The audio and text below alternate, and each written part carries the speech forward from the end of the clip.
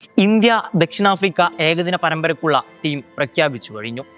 ആദ്യനോട്ടത്തിൽ വലിയ കുഴപ്പമില്ലാത്ത ഒന്നായി തോന്നുമെങ്കിലും ചില തീരുമാനങ്ങൾ നമ്മളെ എല്ലാവരെയും ആശയക്കുഴപ്പത്തിലാക്കുന്നതാണെന്ന് വ്യക്തം. ടീം പ്രഖ്യാപനത്തിന്റെ ഉൾപ്പെടാത്ത ചില പേരുകൾ അവരുടെ അടുത്ത കാലത്തെ പ്രകടനം നോക്കുമ്പോൾ വലിയ സംശയങ്ങൾ ഉയർത്തുന്നുണ്ട്. അക്സർ പട്ടേൽ കഴിഞ്ഞ 2-3 മത്സരങ്ങളിൽ ബാറ്റിങ്ങിലും ബൗളിങ്ങിലും സ്ഥിരതയോടെ സംഭാവന നൽകിയിരുന്നു.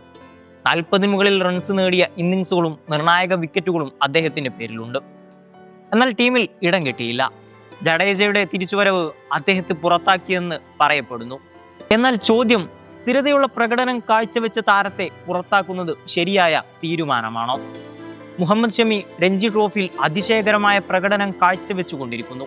തുടർച്ചയായി വിക്കറ്റുകൾ വീഴ്ത്തി 7-8 വിക്കറ്റുകൾ നേടിയ ഇന്നിങ്സുകൾ പോലും അദ്ദേഹത്തിന്റെ പേരിലുണ്ട്.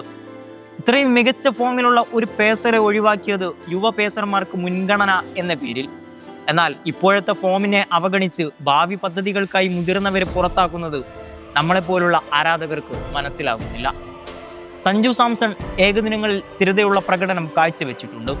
16 മത്സരങ്ങളിൽ 510 റൺസ്, ശരാശരി 56.66, സ്ട്രൈക്ക് റേറ്റ് ആവട്ടെ 99.6. അവസാന ഓഡിയയിൽ തന്നെ ദക്ഷിണാഫ്രിക്കക്കെതിരെ 108 റൺസ് നേടി. ഇത്രയും മികച്ച റെക്കോർഡുണ്ടായിട്ടും ടോപ്പ് ഓർഡറിൽ തിരക്ക് എന്ന കാരണത്താൽ അവസരം നഷ്ടപ്പെടുന്നു. ആരാധകർ ചോദിക്കുന്നുണ്ട്, ഫോം നോക്കാതെ ബെഞ്ചിലിരുത്തുന്നത് നീതിയാണോ? ഇതിനെല്ലാം ഉപരി നമുക്കൊക്കെ മനസ്സിലാകാത്തത് മറ്റൊരു കാര്യം, സെലക്ടർമാരുടെയും കോച്ചിന്റെയും ചിന്താ പ്രക്രിയ. ഫോം നോക്കണോ, ഭാവി നോക്കണോ, അല്ലെങ്കിൽ ആരാധകരെ പരീക്ഷിക്കണോ?